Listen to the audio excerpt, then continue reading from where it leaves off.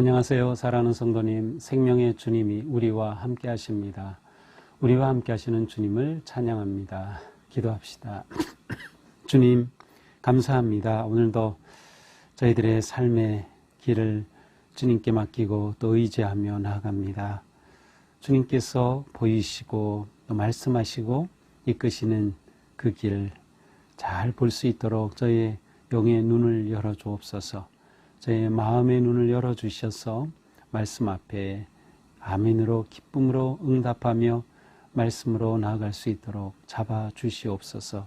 하루하루 살아가는 저희들의 삶의 무게와 많은 일들로 피곤하고 때로는 지치고 또 넘어지지만 오직 주님 의지하고 믿음으로 아름답게 서서 승리하며 나아갈 수 있도록 함께하여 주시옵소서. 예수님 이름으로 기도합니다. 아멘. 네, 오늘 말씀은 요한복음 7장 37절에서 52절입니다. 명절 끝날 곧 큰 날에 예수께서 서서 외쳐 이르시되 누구든지 목마르거든 내게로 와서 마시라. 나를 믿는 자는 성경의 이름과 같이 그 배에서 생수의 강이 흘러 나오리라 하시니 이는 그를 믿는 자들이 받을 성령을 가리켜 말씀하신 것이라. 예수께서 아직 영광을 받지 않으셨으므로 성령이 아직 그들에게 계시지 아니하시더라. 이 말씀을 들은 무리 중에서 어떤 사람은 이 사람이 참으로 그 선지자라 하며 어떤 사람은 그리스도라 하며 어떤 사람은 그리스도가 어찌 갈릴리에서 나오겠느냐. 성경이 이르기를 그리스도는 다윗의 씨로 또 다윗이 살던 마을 베들레헴에서 나오리라 하지 아니하였느냐 하며 예수로 말미암아 무리 중에서 쟁론이 되니 그 중에는 그를 잡고자 하는 자들도 있으나 손을 대는 자가 없었더라. 아랫사람들이 대제사장들과 바리새인들에게로 오니 그들이 묻되 어찌하여 잡아오지 아니하였느냐. 아랫사람들이 대답하되 그 사람이 말하는 것처럼 말한 사람은 이때까지 없었나이다 하니 바리새인들이 대답하되 너희도 미혹되었느냐. 당국자들이나 바리새인 중에 그를 믿는 자가 있느냐. 율법을 알지 못하는 이 무리는 저주를 받은 자로다. 그 중에 한 사람 곧 전에 예수께 왔던 니고데모가 그들에게 말하되 우리의 율법은 사람의 말을 듣고 그 행한 것을 알기 전에 심판하느냐. 그들이 대답하여 이르되 너도 갈릴리에서 왔느냐. 찾아보라. 갈릴리에서는 선지자가 나지 못하느니라 하였더라. 아멘. 자, 이제 초막절에 예수님이 예루살렘에 가셔서 또 성전에 가셔서 하신 그러한 일과 말씀이 계속되고 있습니다. 이제 오늘 말씀 37절은 명절 끝날, 그 초막절의 끝날이죠. 보통 이제 7일간 진행이 되고 또 8일째도 이 축제가 연장은 되는데 아마도 7일이 아닐까 싶어요. 명절 끝날에 예수님께서 서서 외쳐 말씀하십니다. 누구든지 목마르거든 내게로 와서 마셔라. 나를 믿는 자는 성경의 이름과 같이 그 배에서 생수의 강이 흘러나오리라.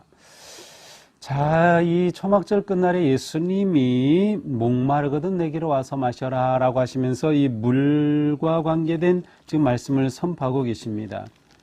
예, 아마도 이것은 그 당시 초막절을 지키던 그 의식과 관계되어 있지 않을까 이런 생각을 해봅니다. 이제 초막절이면은 대제사장이 매일 실로암에 가서 거기서 그릇에 물을 떠옵니다. 어디에 보면 금 그릇이라고 되어 있고 어디에는 은 그릇이라고 되어 있는데 뭐 금이든 은이든 이렇게 물을 떠다가 성전에 와서 번제단에 그 물을 붓습니다.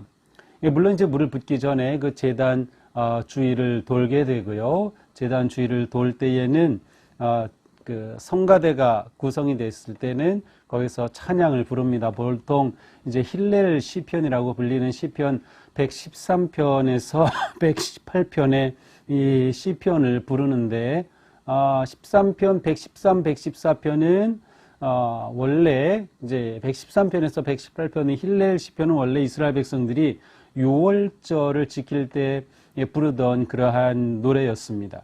113, 114는 식사 전에, 그리고 114편부터 118편은 식사 후에 부르던 그러한 찬송이었어요. 근데 이것을 어쩌면 이 초막절에도 이렇게 그 제단을 돌면서 이 시편의 찬송을 불렀을 가능성도 있고 실제로 이제 어떤 문헌에는 초막절에도 이렇게 불렀다고 기록이 되어 있어요. 또 이렇게 돌면서 남자들은 하나님께 감사하라 이렇게 외치는 그러한 의식이 진행이 되었던 초막절이에요. 자, 이때는 또 그 시기적으로 이스라엘의 건기가 끝나고 우기가 시작되는 때 첫 번의 이른 비가 이제 오기 시작하는 때입니다. 그러니까 그 계절적으로 비가 오기 시작하고 이 비가 풍성이 잘 내려야 곡식이 잘 되는 거죠. 또 이렇게 물을 부는 의식도 있고 하는 것들이 서로 연결되면서 예수님은 이날 바로 물과 관계된 내게로 와서 누구든지 목마르거든 내게로 와서 마셔라 라고 말씀을 하신 거죠. 나를 믿는 자는 성경의 이름과 같이 그의 배에서 생수의 강이 흘러나오리라. 자, 배 하면은 보통 이제 이 음식 먹은 이 배입니다. 이게 물에 뜨는 배가 아니고 우리 몸 신체의 배를 말합니다. 이스라엘 사람들은 이 배, 신체 몸인 배에서부터 우리 인간의 모든 욕망과 내면의 모든 것들이 나온다고 보았습니다. 그래서 이 배에는 물론 내장 어디라고 딱 정한 건 아니지만 이 배는 우리 인간의 굉장히 중요한 그러한 기관입니다. 보통 우리가 생각할 때 마음으로 생각할 수도 있고요. 아니면 지금은 우리가 많은 그러한 사고와 생각이 뇌에서 온다는 것을 알고 있지만 바로 그것과 같은 위치로 그 당시에는 이 배를 생각했던 것이죠. 근데 성경의 이름과 같이 배에서 그의 내면의 중심에서 삶의 가장 핵심적인 그곳으로부터 생수의 강이 흘러나오리라 라고 말씀하십니다. 그야말로 강이 터져서 흘러 넘치는 그 풍성함의 모습을 보여주고 계셔요. 이것은 또한 이스라엘 백성들이 광야에서 헤맬 때 모세가 물을 내었던 것을 또 연상케 합니다. 그러니까 이스라엘 백성들에게 물은 이와 같은 그들의 역사 속에 경험한 아주 중요한 의미들이 담겨져 있는 거죠. 이때 예수님께서 내게로 목마르거든 와서 마셔라 라고 하시면서 예수님이 생수의 근원이 되심을 선포하고 계십니다. 결국 이 말씀은 예수님께서 초대하시는 겁니다. 사람들에게 마셔라. 이 마시라는 것은 앞에서 우리가 예수님이 생명의 빵이다라고 할 때 먹는다는 것과 연결되면서 예수님을 믿는 것을 의미하죠. 그러니까 누구든지 내게로 와서 믿어라, 마셔라. 예수님은 지금 이 예수님께로 생명의 세계로 초청하고 계심을 알 수 있습니다. 자, 39절 사도 요한은 예수님의 이 말씀을 이렇게 해석합니다. 이는 그를 믿는 자들이 받을 성령을 가리켜 말씀하신 것이다. 내 배에서 생수의 강이 흘러나오리라 할 때 그것은 곧 성령을 가리켜서 예수님을 믿으면 성령이 그 안에서 흘러넘친다. 성령의 생명이 그 안에 살아 역사하신다라고 하는 것을 의미하는 것이다라고 해석을 하면서 괄호 안에 묶여 있어요. 예수께서 아직 영광을 받지 않으셨으므로 성령이 아직 그들에게 계시지 아니하시더라. 성령은 우리가 예수님을 믿을 때 우리에게 누구에게나 예수님을 믿을 때 오셔서 우리 안에 계십니다. 그러니까 예수님을 믿는 마시는 자에게는 누구든지 성령이 함께 하셔요. 그런데 요한은 아직 예수님께서 고난당하시고 죽으시고 부활하시고 이제 너에게 성령이 임하시면 말씀을 하시며 승천하신 후에 강력한 성령 강림의 역사가 있었지요. 이제 요한은 이 모든 것을 알고 있기에 아직 그때가 되지 않았을 뿐이다 라고 보충 설명을 하고 있습니다. 결국 예수님의 생명수를 마심은 예수님과 같은 분이신 성령님께서 그 안에 배에서 가득하게 역사하시고 흘러 넘치는 진정한 구원의 삶, 생명의 삶, 은혜의 삶의 모습으로 인도해 주심을 말씀하고 있는 것이죠. 자, 이러한 예수님의 말씀을 많은 사람들이 거기에 들었겠죠. 그런데 사람들의 반응이 다릅니다.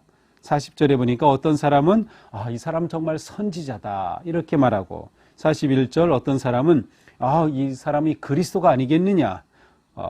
그러니까 또 어떤 사람은 그리스도가 어찌 갈릴리에서 오겠느냐. 갈릴리에서는 그리스도가 올 수 없다. 또 이렇게 말합니다.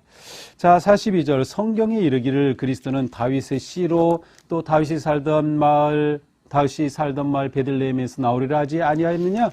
이 사람이 어떻게 그리스도가 될 수 있느냐? 갈릴리에서 나사렛에서 선지자가 나올 수 없다. 더군다나 이 그리스도는 베들레헴에서 나올 것이라고 예언되지 않았느냐? 뭐 이러한 말들을 하면서 각각 예수님의 초청에 다르게 반응하고 있어요. 근데 실제로 예수님이 베들레헴에서 태어나셨는데도 말이죠. 자, 43절 이로 인해서 예수로 말미암아 무리 중에 쟁론이 되니 예수님의 선포를 들은 사람들이 그들 가운데 서로 이렇게 논쟁이 벌어진 셈이죠. 예수가 그리스도다, 선지자다, 아니다, 그럴 수 없다, 뭐 이러한 분분한 이야기가 일어나게 됩니다. 44절 그 중에서 그를 잡고자 하는 자들도 있으나 손을 대는 자가 없더라. 예수님을 잡으려고 온 사람들이 있었지만 손을 대질 못했어요. 예수님에 대해 호의적인 사람들이 있었고 예수님을 일단 보고 나면 무엇인가 그 앞에서 그 권위와 능력 앞에 감히 행동할 수가 없는 것이죠. 자, 이러한 일들이 45절 구체적으로 보고됩니다. 아랫사람들이 대제사장과 바리새인들에게로 오니 그들이 묻되 어찌하여 잡아오지 아니하였느냐. 자, 아랫사람들을 우리가 앞에서 몇 절이죠? 어제 본문 32절에 보면 대제사장과 바리새인들이 예수님을 잡도록 아랫사람들을 보냈어요. 네, 그렇죠. 바로 그들이 이제 온 겁니다. 그러니까 예수님을 잡아오라고 보냈는데 잡아오지 못했어요. 왜 잡아오지 못했느냐 하니까 그들이 말합니다. 그 사람이 말하는 것처럼 말한 사람은 이때까지 없었나이다. 예수님이 하시는 말씀을 듣고 보니 그처럼 권위와 놀라운 능력의 말씀을 한 사람은 없었습니다. 라고 오히려 이들이 예수님에게 감동된 듯한 발언을 합니다. 그러자 바리새인들이 말하죠. 너희도 미혹되느냐? 너희도 예수에게 넘어갔느냐? 라고 책망을 합니다. 또한 계속 말하기를 당국자들이나 바리새인 중에 그를 믿는 자가 있느냐? 그렇다면 우리 지도자들, 사두개인, 이 종교 지도자들이나 바리새인 중에 예수를 믿는 자가 혹시 있느냐라고 물어보기도 합니다. 그러면서 이렇게 말하죠. 율법을 알지 못하는 이 무리는 저주를 받은 자로다. 예수님을 환호하고 아니면 예수님께 우호적이고 예수님 앞에 이렇게 하는 무리들을 보면서 율법을 알지 못한다고 하며 이들을 저주합니다. 이들은 저주받은 자더라. 그런데 그 중에 한 사람 니고데모가 있었어요. 자, 니고데모가 50절에 등장하죠. 예수께 왔던 니고데모가 그들에게 말하자. 니고데모는 이 지도자들 가운데 한 사람이었어요. 그런데 우리 지도자들 가운데 바리새인 중에 예수에게 호의를 가진 사람이 있느냐 이런 말이 나오자 니고데모가 발언을 하게 된 겁니다. 자, 니고데모는 어디서 나왔죠? 요한복음 3장에서 언제 예수님께서 거듭남에 관해 말씀하실 때 그때 등장했던 니고데모입니다. 자, 니고데모가 뭐라고 말할까요? 궁금하죠? 51절입니다. 우리 율법은 사람의 말을 듣고 그 행한 것을 알기 전에 심판하느냐. 우리가 가진 율법, 그렇게 율법 하는데 그 율법이 사람을 재판하고 심판할 때 그가 한 말, 그의 행동한 것을 구체적으로 알아보고 증거를 분명하게 확보하고 공정하게 재판한 후에 심판하는 것이 아니냐. 이게 우리의 율법 아니냐? 그렇다면 예수님에 대해서도 똑같이 적용해야 된다는 의미가 담겨 있어요. 예수님에 대해서 예수님이 하신 말씀에 대해 정확하게 알아보고 예수님이 하신 행동과 기적에 대해 정확히 알아보고 나서 예수님을 잡을지 말지 예수님에 대해 심판을 해야 될 것이 아니냐라는 예수님에 대해 우호적인 그러한 발언을 니고데모가 했어요. 자, 그러니까 니고데모가 지금 그 내면에 예수님에 대해서 이렇게 조금씩 변화되는 모습을 보여주고 있습니다. 그러자 이 지도자들이 말하죠. 너도 갈릴리에서 왔느냐? 너도 갈릴리에서 왔느냐? 너도 예수하고 같은 편이냐? 이렇게 물어봅니다. 갈릴리에서는 선지자가 나지 못하느니라 하였더라. 갈릴리에서 선지자가 날 리 없어. 라고 하면서 이 지도자들이 자기들의 편협한 편견과 자기들의 그 전통에 얽매여서 예수님에 대해 조금도 마음을 열지 못하고 있는 모습을 보여줍니다. 자, 이것이 오늘의 말씀이죠. 자, 오늘 말씀을 보면서 우리는 분명하게 고백해야 된다. 그것은 무엇입니까? 예수님이 나의 생명수가 되신다. 예수님이 나의 생명수다. 다시 말하면 나는 예수님으로 인해서 구원을 얻고 생명을 얻는다는 것입니다. 내 인생의 갈증은 예수님이 풀어주신다는 거예요. 내 인생의 갈증은 예수님이 풀어주신다. 그렇습니다. 오늘 우리는 이 말씀을 들으면서 다시 내 믿음을 돌아봐야 하겠습니다. 과연 나는 예수님 안에서 진정한 인생의 갈증이 해결됨을 믿고 예수님이 나에게 생명수가 되심을 신뢰하며 정말 예수님을 바라고 따르는가? 정말 예수님은 나에게 누구이신가입니다. 오늘 말씀에서 예수님은 초청하시죠. 누구든지 내게로 와서 마셔라. 우리도 또 초대를 받은 것이에요. 그렇습니다. 주님 앞에 왔습니다. 주님만이 저의 생명수이십니다. 제가 주님을 믿습니다. 자, 이렇게 주님을 우리가 믿고 다시금 우리의 믿음을 확인할 때 어떤 일이 우리에게 일어날까요? 그렇습니다. 우리 배에서 바로 성령님이 다시금 뜨겁게 역사하시는 거예요. 우리가 예수님을 믿을 때 이미 성령님은 우리 안에 함께 계시지만 우리가 성령님을 인정하고 성령님과 교제 속에서 살지 않으면 그 성령님은 죽은 듯이 가만히 계시는 거예요. 근데 우리가 다시금 우리의 믿음을 확증할 때 우리 안에 성령님이 역사하셔서 우리에게 새로운 생명의 활력을 불어 넣어주시는 것이죠.